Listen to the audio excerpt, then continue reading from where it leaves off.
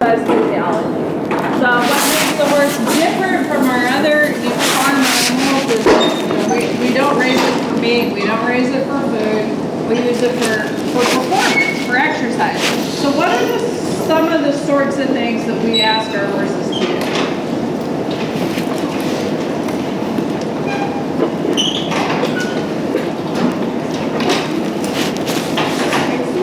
Okay, racing would be one. Okay, run as fast as they can run.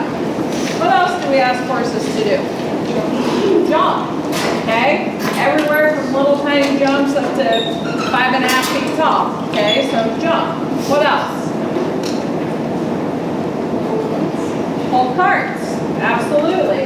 It might be, an Amish horse pulling its family down the road. It might be a standard bred racing, harness racing. It might be a draft horse pulling contest.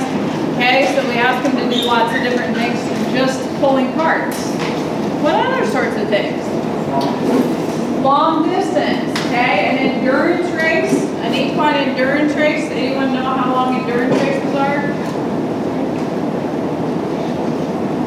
Some of them are 100 miles. It's long, right? 100 miles.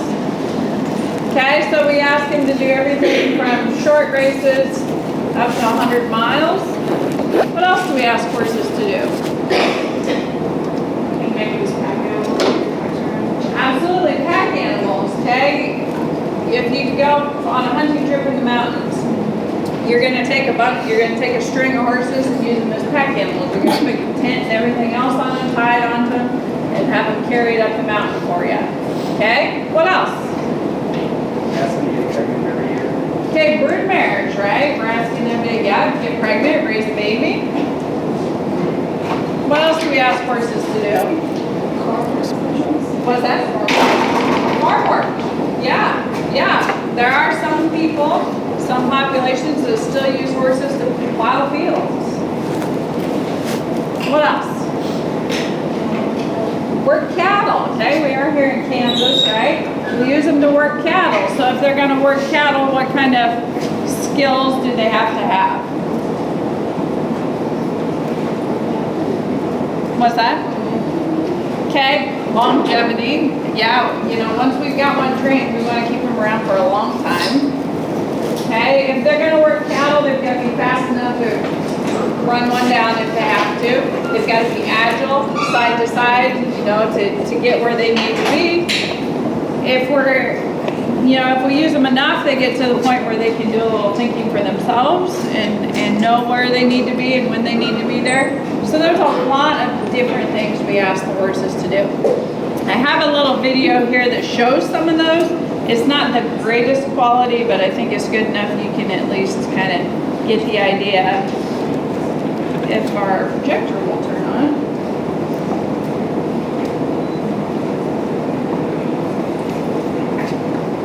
Okay, so, we ask them to do a lot of different things, and with that, we ask for a lot of different skill sets.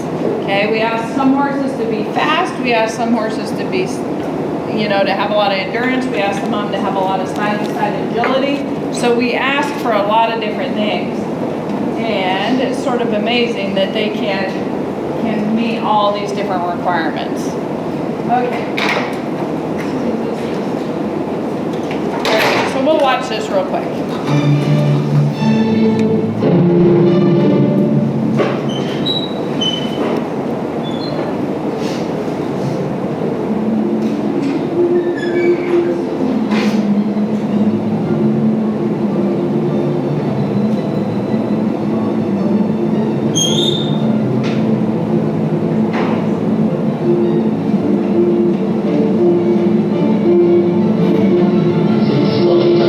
Double master and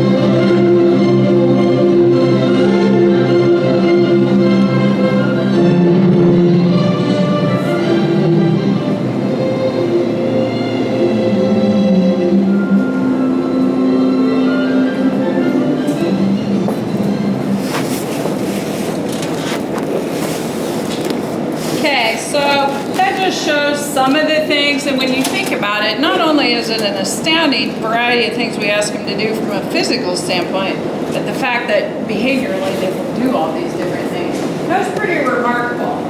So in terms of exercise physiology, we're looking at the physical side of this. Okay, we're looking at how the body adapts and responds to exercise and what sorts of traits cause them to excel. And so we're going to just cover some of the basic principles that go along with exercise physiology.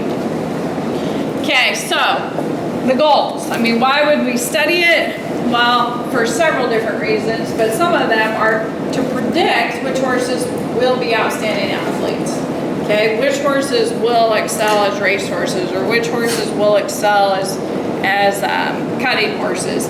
You know, so part of it is to predict and then select prospects based on those findings. Okay, we also want to know what causes a horse to increase its fitness level. Okay, what sorts of things can we do to make a horse more fit?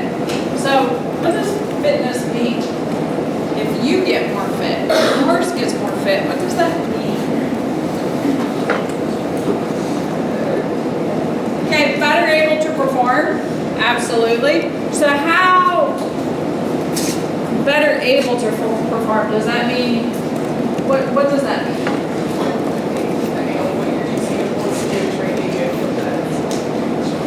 Okay, so the horse can do its job better depending on what you're using it for. What other things go into fitness?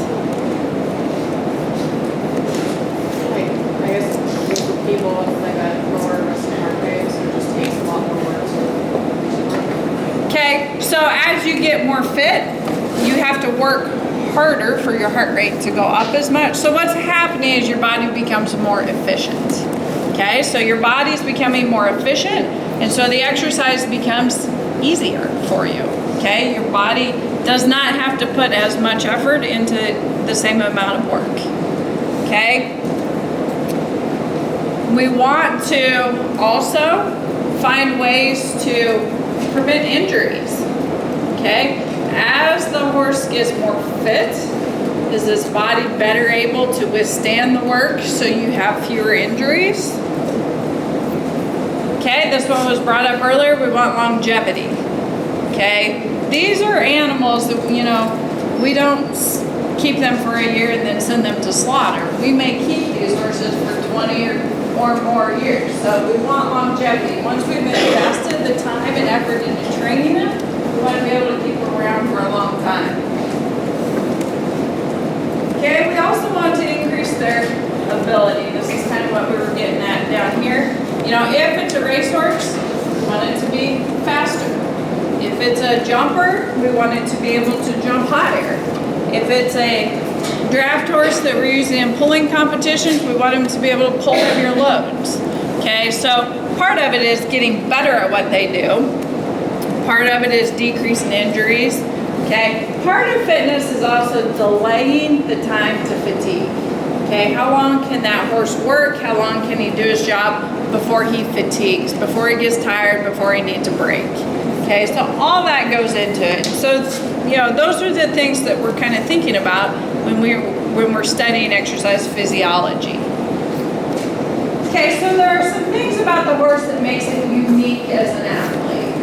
Okay, in humans, the best predictor or indicator of athletic ability is VO2 max. Okay, what's the maximum oxygen uptake? So here, we're not measuring lung function. Okay, lung function really has almost nothing to do with it. What we're measuring is how much oxygen can be utilized in the muscle tissue. Okay, so how much oxygen is utilized in 1 pound or 1 kilogram of muscle tissue. Okay, the higher that number, the greater the athletic ability in a human. Now what we find in the horse is they all have an incredibly high VO2 max. Okay, so they all have a very high VO2 max. You know, by our standards, that right there sets them up to be a pretty fantastic athlete. Okay, they also have very high levels of the muscle enzymes involved in the production of ATP. your adenosine triphosphate, that's what the muscle uses to contract, that's what the muscle uses to do work. Okay, horses have very high levels of those enzymes to produce ATP, and so again, they're just set up for those muscles to be very efficient, for them to be outstanding athletes. Okay, one other thing that makes the horse unique is that they can tolerate extremely high levels of lactate. Okay, so when they are sprinting or when they're doing any sort of work that requires a lot of power, the muscles are going to generate a lot of lactate. When you're exercising and your muscles generate lactate, what do you feel? You feel the burn, right? If you're doing crunches and your abs feel like they're on fire, okay, that's lactate. Horses also generate a lot of lactate, but it doesn't seem to bother them. You know, when you're burning, you're at the point where you fatigue very quickly. You're like, I can't do anymore, I'm done.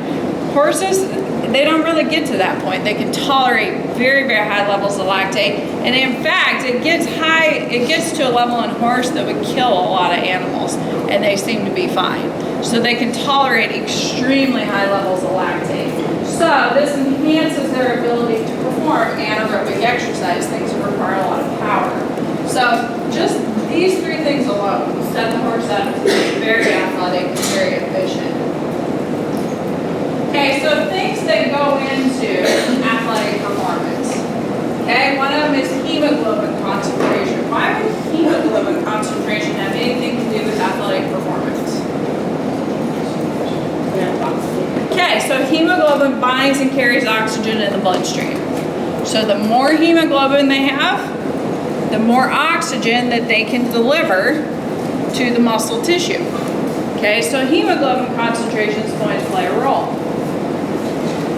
Okay, gas exchange. They've got to get that air from the atmosphere down into the lungs so that the oxygen can diffuse into the bloodstream where the hemoglobin can pick it up. Okay, so that goes into it.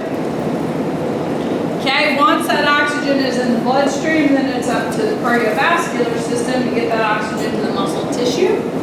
Okay, so the heart's going to play a central role here. What is the average heart size for a thoroughbred racehorse? What do you guys think?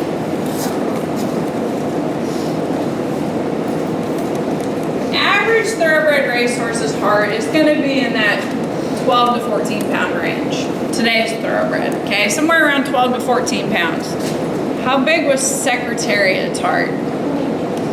Okay, so when they knee crop-seed Secretariat, okay, Secretariat, greatest racehorse of all time, when they knee crop-seed him, unfortunately, they didn't actually weigh his heart. They didn't take it out, they didn't weigh it. But the guy doing the knee crop-seed done thousands of knee crop-seeds, you know, he very, very experienced. And by looking at the heart, he estimated that it probably weighed between 21 and 22 pounds. Okay, so if you think about a normal racehorse's heart, 12 to 14, his is 21 to 22, pretty remarkable. Did that have anything to do with his amazing athletic performances? Quite likely. So heart size probably is pretty important. Okay, skeletal muscle properties. Do they have mostly fast twitch or slow twitch skeletal muscles? Okay, that will have an impact on what that horse is best suited for. Okay, if he's got a lot of slow twitch muscle fibers, he's probably going to be better suited for endurance type work. If he's got a bunch of fast twitch muscle fibers, you know, he might be better suited as a bar horse.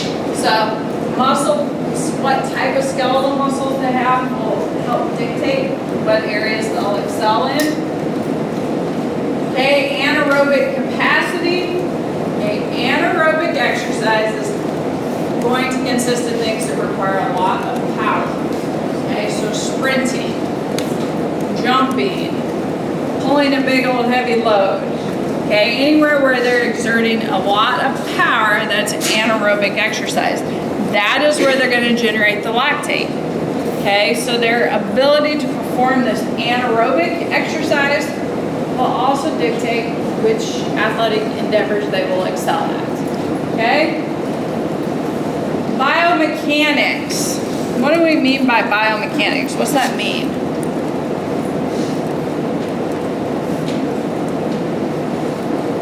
Colleen, what do we mean by biomechanics?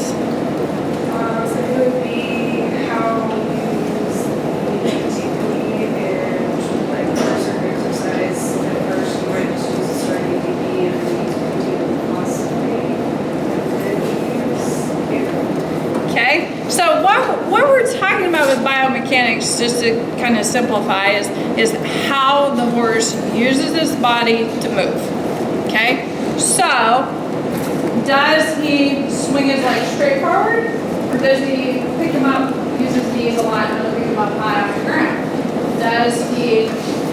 Are they straight when they move, or does he paddle out? Does he hang in? Okay, that all goes into biomechanics, how he moves his body. Okay, some horses are much more efficient than others. Okay, if he's picking his knees way up in the air and swinging his legs out like this, really he's wasting a lot of energy. Okay, he's not real efficient. The horse that swings its legs straight forward will be much more efficient. Okay, and so the horse that swings his legs straight forward probably would be better suited for a racehorse or something than one who's picking his legs up like this. So biomechanics will also play a role in determining where that horse is best suited. Okay, so when we study exercise physiology, some things we look at. Obviously the muscles. Okay, muscles are going to be really important in terms of exercise. What else is going to be really important? Respiratory. What else? Circulatory, cardiovascular system. I've got connective tissues up here. What are connective tissues? What are some examples? That would include your bones, your tendons, your ligaments. Okay, they're all going to be pretty important. Cardiovascular system, respiratory system. Okay, this isn't really a system, but the way the body produces ATP, okay, energetics. Basically we're talking about how they can convert the food they eat into ATP, which the muscle can use to do work. Okay, so that process of converting food to ATP. And something else that the athlete has to deal with, the athletic horse, is getting rid of extra heat. Okay? So we're looking at their thermoregulatory capacity. How do they keep the body cool and get rid of extra heat? Okay, so all those things are going to be really important in affecting athletic performance of the horse. So we'll start with muscles. Okay? Typically when we think of exercise, we're thinking of skeletal muscles. You know, yeah, there are smooth muscles in the intestine, but that's not going to be all that central, all that important while the horse is performing. So we're thinking of skeletal muscles. What's the function of skeletal muscles? Okay, so they're going to cause the horse to be fast. How do they do that? What do skeletal muscles do? Yeah, they're going to contract to enable movement, right? If there are no muscles, there's no movement. Our lovely horse over here has no muscles, there's no movement, right? You gotta have the muscles. Okay, the muscles are also going to contribute to posture. Okay, the horse keeps his head up, he doesn't drag it in the dirt all the time. So muscles are going to affect movement as well as posture. Okay, the horse has approximately 700 muscles, and it's going to compose about half of its body mass. Okay, 40 to 50%. Now there's some difference there based on breed. Okay, our thoroughbreds are at the top end here. They're pushing that 50%. It may even exceed it because their skeletal frame is much lighter. Okay, yeah, a draft horse may have more muscle, but he's also got a lot more bone that goes with it. So your thoroughbreds are up here towards the top end of that, your lighter made horses. Okay, so in order to affect that movement, in order for those muscles to contract, the first thing they have to do, they've got to have a fuel source. So what kinds of fuel can that muscle use in order to contract? You got it, fat and carbohydrates. Okay, so it's going to store lipid droplets. That's the fat. So if you look in your muscle cell, you'll see lipid droplets, fat. Okay, how do muscle cells store carbohydrates? Glycogen, you got it. We've already talked about glycogen when we were talking about nutrition. So the muscles are going to store carbohydrates in the form of glycogen. Okay, that's basically a branched chain of glucose. Okay, so it's got glucose right there, it's got fat right there. It's also got myoglobin. Okay, hemoglobin binds oxygen, myoglobin also binds oxygen. So myoglobin is in the muscle cell, it binds oxygen. So we've got oxygen, we've got fat, and we've got carbohydrates in here. Okay, those are things that that cell is going to need to do, to have access to when it contracts. Okay, the main function of the cell is to metabolize energy. In other words, produce ATP. Okay, ATP keeps coming up, pretty important. A lot of that ATP will be produced in the mitochondria. Okay, so muscle cells have a lot of mitochondria. Okay, because they need to generate a lot of ATP to contract and do their work. Okay, so the muscle cell is not going to contract on its own, however. It's got to have a signal from the brain. Okay, so the brain sends an impulse. Okay, it travels down a motor neuron, which then causes the contractile proteins in here to contract. Okay, so the nervous system is involved in this. The muscles don't think for themselves. They don't know it's time to run and start contracting. Okay, it's all coordinated by the brain, which sends a signal through motor neurons, which causes the muscle to contract. Okay, do you suppose size is important? Does size matter?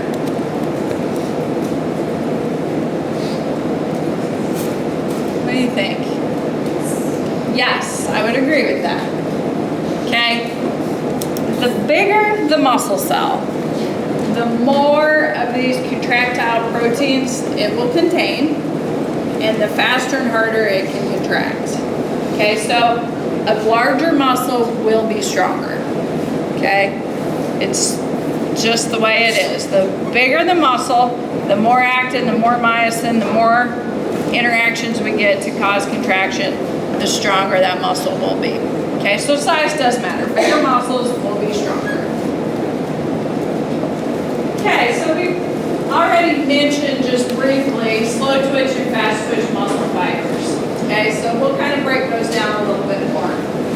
So our slow twitch muscle fibers are also known as type 1 muscle fibers, or you may hear them called red endurance muscle. Okay? When we compare the two different muscle types, our slow twitch fibers will be narrower. Okay? And they're used for slow endurance type activities. Okay, so, how long can you walk before you get fatigued? You can walk a long time, right? So these take a long time before they fatigue. Okay, they don't generate a lot of power, and they're going to use aerobic metabolism. Okay, they're going to require oxygen. They're going to generate ATP at kind of a slow, steady pace. And the horse can use these muscle fibers all day long and not fatigue. Okay, so these would play a really important role in walking, trotting, grazing, standing around. Okay, they can do these things all day long and not fatigue. Okay, these have the narrowest diameter because, one, they don't have a lot of power, but also oxygen's got to diffuse in. Okay, if they were really big, it would be hard to get oxygen in. So a narrow fiber, much easier to get oxygen in. Okay, because they're aerobic and they need oxygen, they've got a lot of myoglobin, which causes them to be red in color. Okay, hemoglobin, you guys know arterial blood with hemoglobin bound to oxygen is bright red. Okay, myoglobin bound to oxygen is also red. So they're red in color, they're narrow in diameter so the oxygen can get in. They are slow twitch, they do slow type work. And of course, they do it all day long before they fatigue. Okay, our other ones, not surprisingly, these are type 1, the others are type 2. Okay, they're fast twitch. They perform anaerobic type of work. Okay, these are high power activities. Jumping, sprinting, okay, something where maximum effort is utilized. Okay, anaerobic exercise does not require oxygen, so we have a lot less myoglobin, consequently they're going to be white in color, okay, comparatively speaking. Much larger in diameter, we've got a lot more power here, we don't need oxygen, larger diameter, but how long can you sprint? Not very long, right? Before you fatigue, the same thing's going to be true in a horse. Okay, so lots of power, but fatigue very quickly. Okay, some horses are going to have more type 1 fibers. What sorts of events are they going to be better suited for?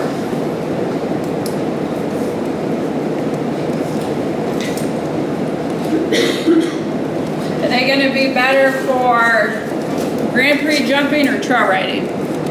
Trail riding. Would they be better for endurance races or barrel races? Endurance races, right? So in an endurance race, those horses spend most of the day trotting.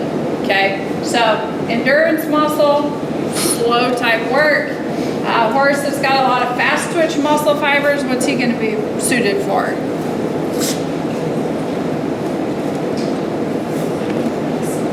Would he be better for barrel racing or giving a little kid lessons?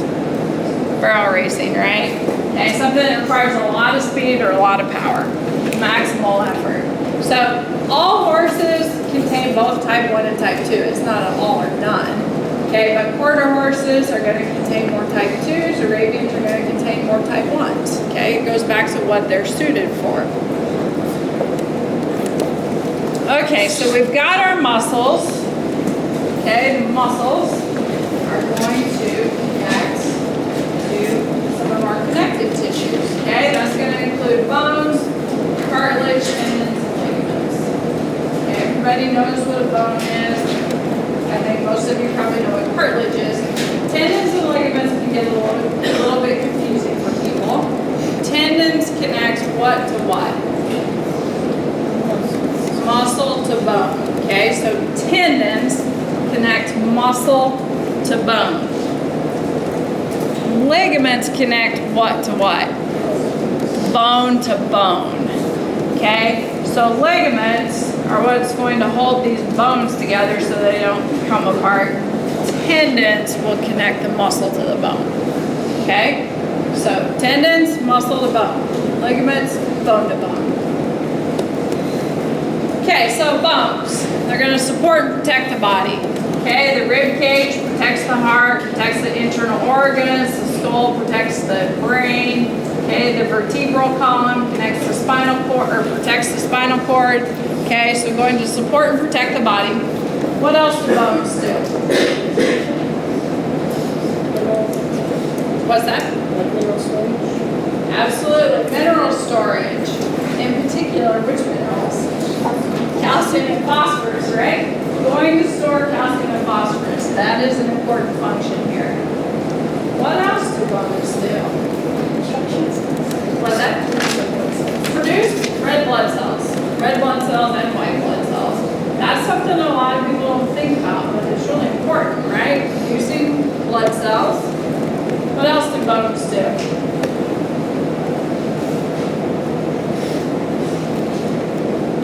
Could you move without bones?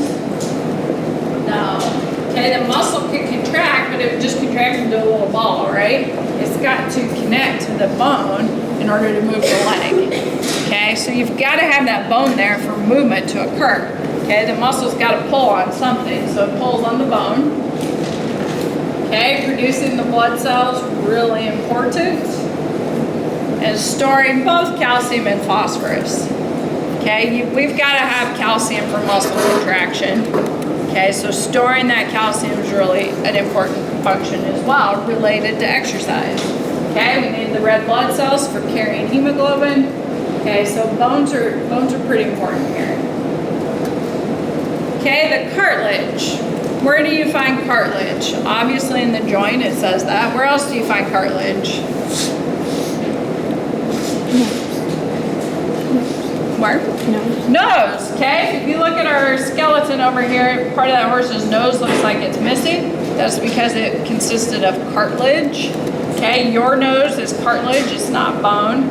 What else is missing on that horse?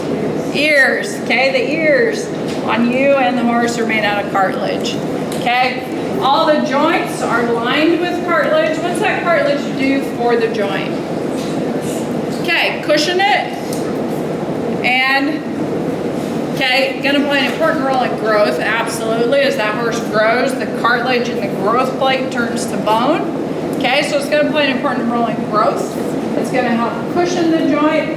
The other thing it's going to do is it's going to provide a smooth surface here. Okay, so that those bones can move without pain. Okay, so we've got a nice smooth surface here with some synovial fluid so that that joint can move smoothly and not create pain for the animal.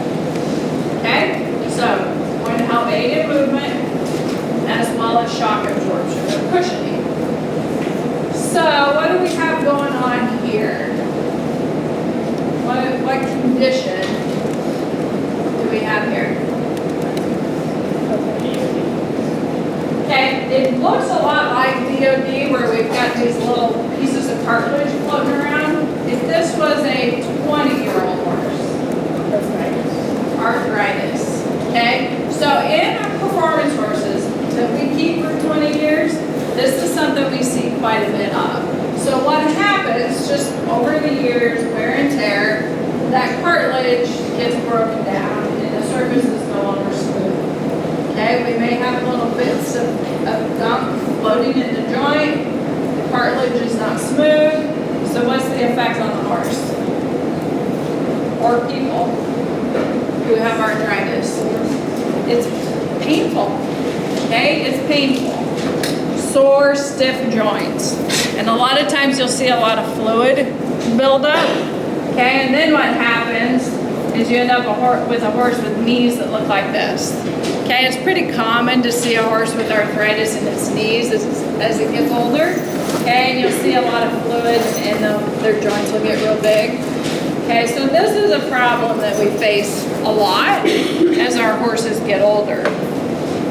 The thing about cartilage, does it repair itself? No. Okay, how many of you have broken a bone? Yeah, I've broken lots of bones and they repair themselves, right? They heal, they get stronger, it's fine. However, if you damage the cartilage, that's not the case. Once it's damaged, that's it, okay? It doesn't repair itself. So this is a little bit more difficult issue to deal with because it doesn't get better with time, it just gets worse. Okay, tendons and ligaments. Okay, so in order for movement to happen, the muscle has to contract and it has to move the bone. Well, something has to connect the muscle to the bone for movement to happen. Okay, and what connects them? Tendons. Okay, so tendons are going to connect that muscle to the bone so that the horse can move. Another really important function for tendons and ligaments, both in the horse, is to support the joints, especially in the lower leg. So from the knees and hocks down, the horse has no muscles. Okay? So from the knees down, there are no muscles. On the hind leg, from the hock down, there are no muscles. So muscle contraction occurs clear up here in order to move that foot clear down there. Okay? So basically, all we have in this lower leg are bones, tendons, and ligaments. Okay? And these tendons and ligaments that run down the backside of the horse are gonna take a pretty brutal beating when that horse is exercising. Okay, so one of the most common areas for injury is the superficial digital flexor tendon, the blue line here, running down the back of the horse's leg. If you think about this, a 1,200-pound horse that comes off a jump and lands on one leg, think how much pressure is on that leg, okay? And these tendons and ligaments are gonna take the brunt of that. They can stretch as much as 8 centimeters.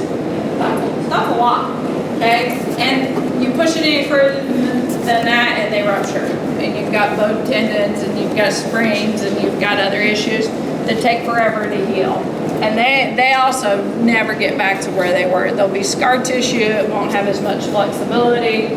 Okay, so this is something we have to pay attention to. We have to kind of baby these tendons and ligaments so that we don't injure them, because it'll never be the same if we do. Okay, so we've got our connective tissue, we've got our muscles. Cardiovascular system is going to be pretty critical as well. Okay, what's the heart going to do? Pump the blood, right? Pump the blood throughout the body. We already said an average racehorse's heart, 12 to 14 pounds. You're really fantastic athletes. Your secretariats, way back, pre-American days, Eclipse also had an abnormally large heart. So these horses that have really excelled, that they've necropsied often, have an enlarged heart. Oops. Okay, so the second component of the cardiovascular system are the blood vessels. They're going to carry that blood throughout the body. Okay, so arteries. Which direction do arteries carry blood? Away from the heart. Okay, so arteries are carrying blood away from the heart toward the tissue. What kind of blood do arteries carry? Oxygenated blood.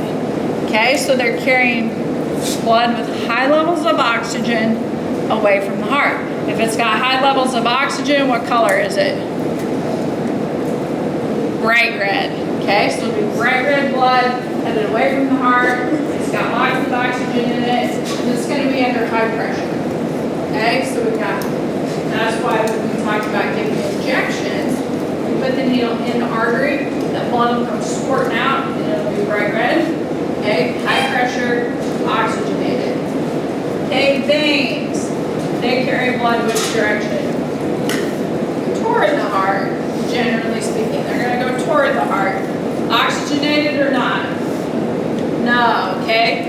The blood has been to the muscles have used up a lot of the oxygen, so the blood coming back to the heart has much lower levels of oxygen. So what color is it?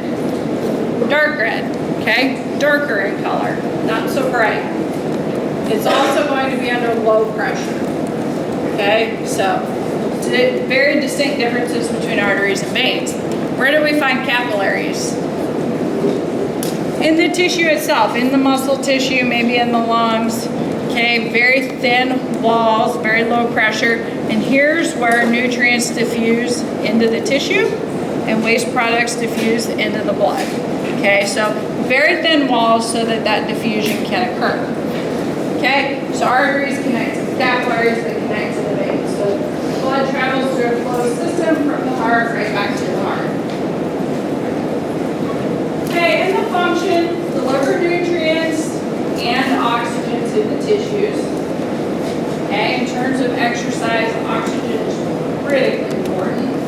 Okay, and as well, the nutrients, the fat and the carbohydrates that the cell will ultimately use for energy. Okay, so it's delivering nutrients. What else is it doing? Taking away wastes. Yep. Okay, so going to remove waste products from that muscle tissue. So what kind of waste products would we be talking about? Lactate. Okay, we already mentioned that one. Lactate. If the horse is performing anaerobic exercise, it's generating lactate. Cardiovascular system is going to carry that out of the muscle tissue. Okay, what's another waste product? Carbon dioxide. Okay, Those are big ones. Carbon dioxide and lactate. Gonna take that out of the tissue. Okay, the circulatory system also plays an important role in thermoregulation. How could the heart and blood vessels play a role in thermoregulation? What's that? Okay, so evaporative cooling, yes.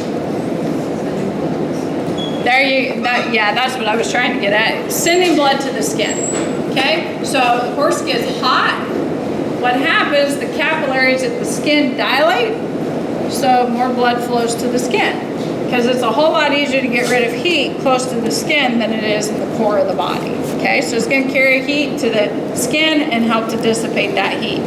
So the blood can be redirected to the skin to help dissipate extra heat. Okay, so when we're studying equine athletes and we're studying cardiovascular function, one thing that we'll look at quite a bit is cardiac outputs. Okay, what this is it's an equation. HR, what do you suppose HR is? Heart rate. Okay, this is heart rate. We've already talked about heart rate. What's normal resting heart rate for an adult horse? Okay, anywhere from 28 to 40-ish. Okay, normal heart rate for a horse. Okay, what do you suppose SV is? Stroke volume, you got it, stroke volume. So what that is the amount of heart pumped out of the left side of the heart with one contraction. Okay, so when that heart contracts one time, it's the amount of blood that leaves the heart. Okay, in a resting horse, that's going to be just under a liter, 0.9-ish liters. When he starts exercising, it might go up to 1.1, 1.2 liters. Okay, so that heart contracts one time, there's roughly a liter of blood that leaves it. So if we want to calculate cardiac output, what this is the amount of blood that leaves the heart in a minute. Okay, so we look at each contraction, how much blood leaves, about a liter. Okay, in that minute, the heart contracts 40 times. Okay, so his cardiac output's about 40 liters in a minute. Okay, so in a horse at rest, that cardiac output can be as low as 25 liters if he's really at rest and his heart rate's down in the 20s. Okay, 25 liters at rest. When he goes to maximal exercise, that could jump to 300. Okay, huge increase in cardiac output when that horse starts exercising. Okay, as humans, we do not have those swings. Okay, we don't see that much variability. But the horse can really ramp up cardiac output when it starts to exercise. So very simple, heart rate times stroke volume. Okay, our blood vessels, they're going to control blood flow. Okay, they're going to do that by constricting and dilating. Okay, so when they constrict, okay, that diameter gets narrower, blood flow will decrease to that area. Okay, when they dilate, diameter gets larger, blood flow will increase. Okay, there's more room for blood to come through. So constriction restricts blood flow, dilation enhances blood flow. Okay, and by doing this, the blood vessels control which organs, muscles, or skin gets the most blood flow. So during exercise, what do you suppose happens to blood flow in most of your major organs? The intestines, the liver. It's going to go down. Okay, so during exercise, the capillaries are going to constrict in most of your organs, your reproductive organs, your digestive organs, your kidneys, things like that. Okay, blood vessels will constrict. What's going to happen to blood flow during exercise to the muscles? It's going to skyrocket. Okay, it'll increase about 40-fold. Okay, huge increase in blood flow to the muscles. And during moderate exercise, it will increase to the skin as well. Why is it increasing to the skin? Get rid of heat. Okay, Now, there is one difference here between the horse and the human. During moderate exercise, blood flow to the skin increases in both humans and horses. During maximal exercise, okay, absolutely maximum effort, blood flow to your skin increases. Blood flow to the horse's skin actually decreases. Okay, so during maximal exercise in the horse, every bit of that blood is directed to the muscles. Okay, so during maximal exercise, the horse really takes on a giant heat load because not only are the muscles generating a lot of heat, but blood flow to the skin is also shut down. Okay, why on earth would the horse do that?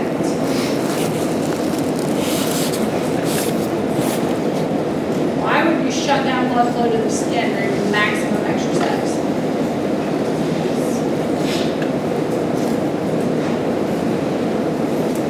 Well, where is blood flowing instead? To the muscles. By increasing blood flow to the muscles, what's that going to do to muscular function? To say speed. It's going to increase it. So what the horse is doing, it's a prey animal. In the wild, if the bear is chasing the horse, he's not too worried about thermoregulation. He wants to get away from the bear, right? So he's going to direct every bit of blood flow to the muscles so he can run as fast as he possibly can. Okay, so during maximal exercise in the horse, blood flow is entirely directed to the muscles. Okay, moderate exercise goes to the skin to get rid of some heat. Okay, you guys have a great weekend. We will see you on Monday.